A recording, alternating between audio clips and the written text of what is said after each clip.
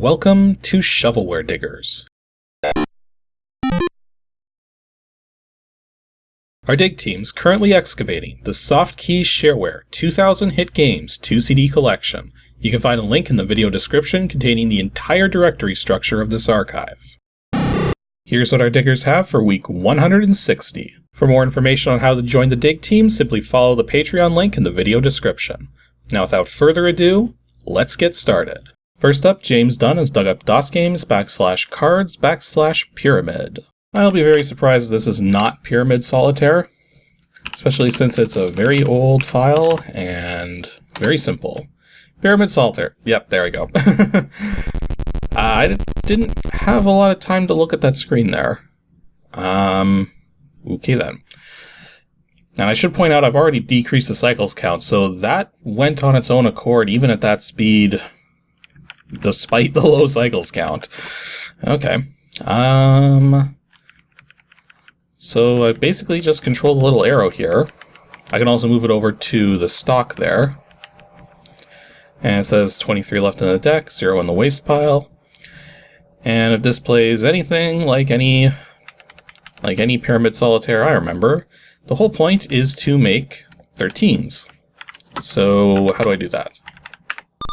Like that. Okie dokie, so this seems to be playing as oh, right. Two combos with something else. Because yeah, just like with any solitaire game, the jacks are worth more than the king, or not the kings. The jacks are worth more than the tens, and the queens are worth more than the jacks, and the kings are worth more than the queens. But the way it works is that the kings are sort of like, kings are singles in a sense. So you only have to pull one king off. You don't have to pull two kings off or anything like that. I can't really do anything with the hand right now. So how do I actually get more cards out? What? The game just ended.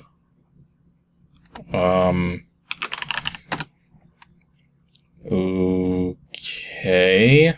Also, I should point out that this said it was public domain on the title screen, but now we're looking at a registration fee here by Raymond Booty. So, okay. That was excessive. Let's try that again. Yeah, it says public domain version right there. What the heck? So yeah, what do I do next? Like, how do I get more cards off the deck? Yeah, if I push the D key, it just ends the game. What key was that? I was just pushing keys until it finally put one into the waste pile. I think it was either the F or the G key. So let's get... Or no, 2 doesn't go with queen. I need an ace to go with the queen. G key. Okay, so it's the G key that pulls from the deck there. Okay, so now we're making some progress. And 5 and the 8. And the 9 and the 4. And the jack and the 2. 6 and 7. And then none of this. I got an 8 and 5 there. And we're done. So apparently I got 34 points there. So now what? Well, we already know the D key quits. Oh, but apparently the I key shows you the high scores and instantly ends the game. Okay. Apparently enter to continue playing. Okay, so if you hit enter on that screen instead of any other key, you actually play another round. So that's how it can track the games and high scores there. Though apparently it only tracks like the actual high scores if you've registered. But again, it says it's public domain, so I don't know what to believe. So yeah, this is a perfectly playable Pyramid Solitaire game. Very well streamlined. Very simple to understand in terms of what to do. It doesn't give any instructions whatsoever as to what any of the keys do, or just how to play Pyramid Solitaire in general, but it's not really that hard to figure out. In fact, I actually learned how to play Pyramid Solitaire on a computer with no instructions. So, if I could do it, anyone can do it. Maybe. I don't know. But in any case, it plays perfectly fine. Next up, we have a team dig from Dick DeYoung and Yarmoranta. DOSGAMES /arcade /boog10a? Something to do with the bogeyman or boogeyman or something? Or... oh, it's Boggle. Just spelled Boogle instead. A couple doc files, including a register. So, let's see here. Edit.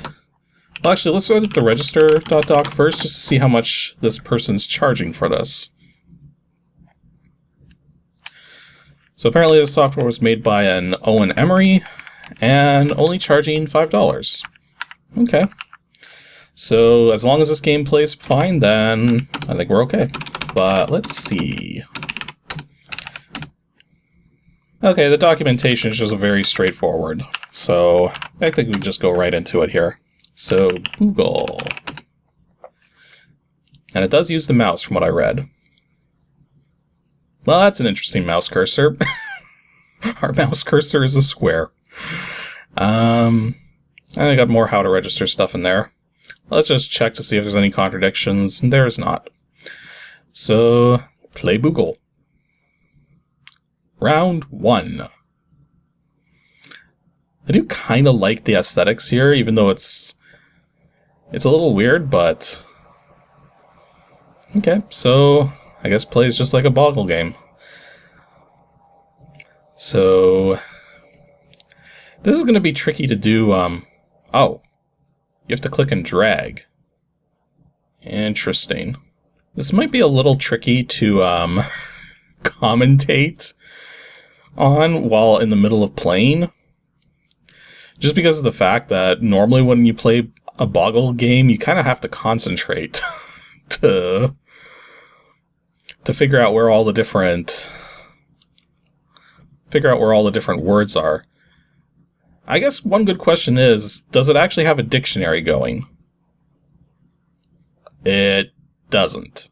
Okay, that's weird. You can actually cycle through 5 different sets of tiles? I don't get that. So I notice I'm just putting a whole bunch of words into here. I'm guessing that what's going to happen is that when the timer expires, it'll be the other player's turn, and then they have to put in stuff over there? Like, that's just my guess. I guess we'll find out. Okay, so there is a dictionary going on here, because it skipped my lend word here, but it's not recognizing the word they. So if I click add...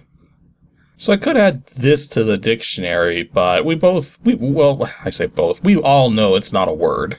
Neither is that, or that, or that. Oh. The computer actually figures stuff out themselves.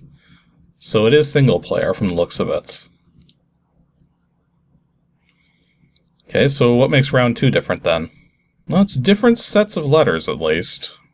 Yeah, I really have to concentrate to actually find stuff. Not that I'm not trying to say words while making words. Yeah, that's one of the things I'd never really liked about Boggle, is the fact that you're stuck with a 4x4 board. I think it's more interesting when you have like a 5x5 board, because then you got so many more possibilities. How is tool not in the dictionary? I mean, really? Or actually, no, wait, maybe it is a competition of some sort, because I'm noticing many of the words that that weren't in the dictionary that should have been, like belt. Freaking belt wasn't in there. The computer hasn't picked those words. So, yeah, I don't know.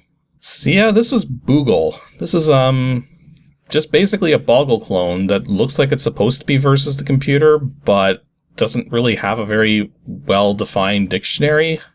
I don't know. Anything happen if I try to quit? Actually, can I even quit is the question. None of the keys on the keyboard do anything. Okay, well, you know what? We'll just end it here then. And our last dig comes from Felicia Gladson. DOSGAMES /arcade /Brit Square. British squares, brittle squares. I don't know what to expect here. We've got a doc file, we've got a readme. Well, let's edit the read.me. British Square. Managed to figure that one out.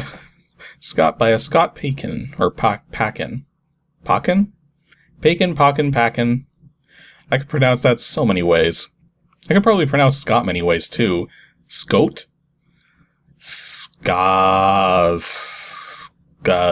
Scoot? No, that's wrong.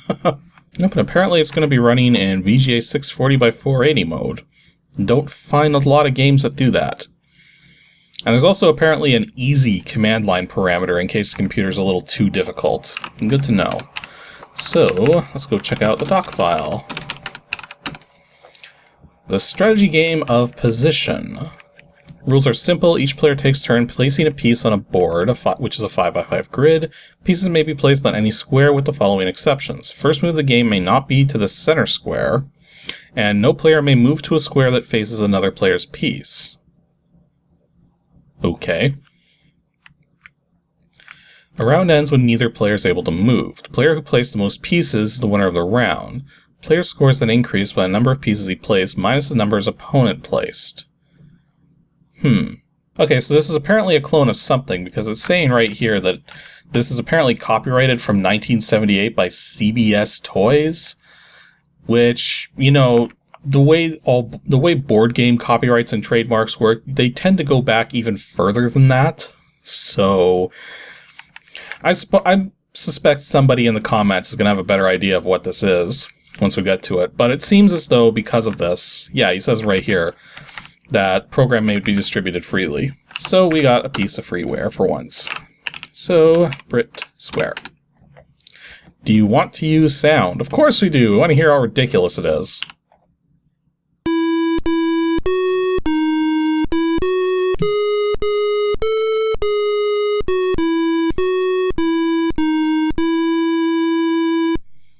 Actually, that wasn't too ridiculous. At least it wasn't using, like... It wasn't going crazy with that. Like, that I actually recognize that. So, anyways, we got the basic instructions here. Do you want to go first? Sure. Battle number 1. Should make it sound way more impressive than it probably will be. So we'll go here. So I'm guessing that I can't put one, not allowed to move there. Right, so I can't move anywhere that's adjacent to a computer piece, but I can move there.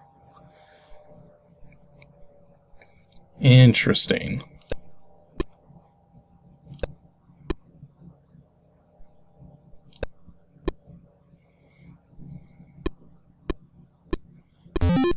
Oh, wow.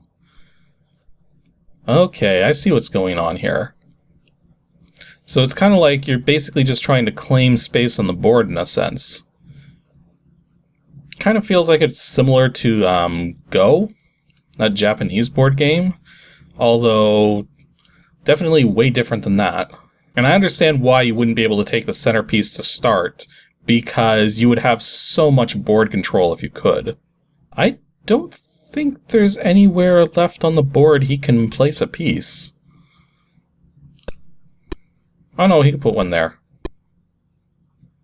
Oh, that was a tide. Never mind. I think we've pretty much sectioned off our areas here, so let's see who has more space. So I will go here, and here, and here. Yeah, tied again. And tied again. I'm noticing a pattern here. So I've definitely gotten the hang of it, but at the same time, I'm facing a computer opponent that's probably picking all the best moves. We tied again! Actually, the funny thing about this is we actually ended up placing our pieces perfectly opposite of each other. Huh. Okay, I wonder if I finally got him this time. Because I managed to squeeze off a lot of space here that he can't put a piece in. So I don't think there's anything more I can do out over on this area. So here, here, here, and here. Yay, I actually did win. I got 1 point. So yeah, this will probably go on until somebody hits 7 points, I'm guessing. But yeah, this was British Square, something like that. It's definitely an interesting concept.